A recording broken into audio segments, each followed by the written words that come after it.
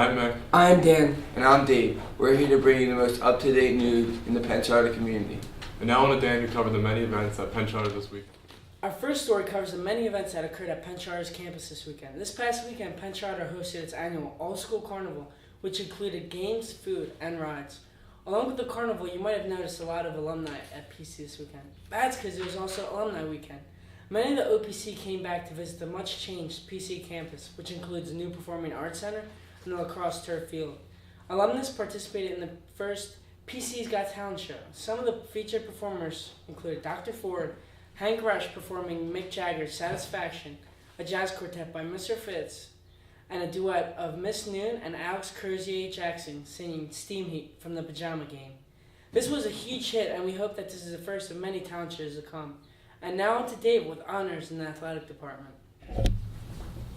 Thanks, Dan. This past Saturday, before the school carnival started, the new lacrosse turf field was dedicated and named after an amazing person in the Penn Charter community. That person was Joseph Pratt. Joseph Pratt in 1971 was one of the founding coaches of boys Penn Charter lacrosse. Joe was instrumental in the team's success during his 12 years of coaching.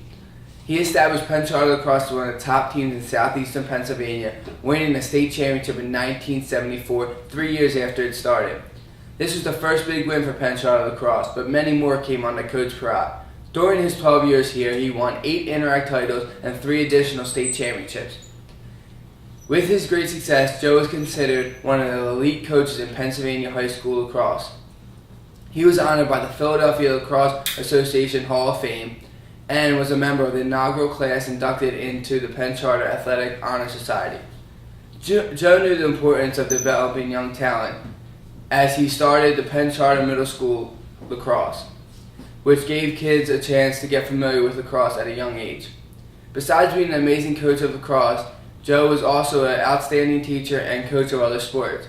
He coached in the school's 120-pound football program, along with a coach of the basketball team.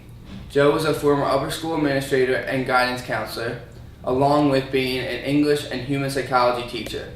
His classes were always overruled at registration time, and students loved to be a part of his classes. Joe has had a profound impact on numerous players, students, and graduates in his 30-odd years at Penn Charter, and has brought opportunities for many kids at Penn Charter.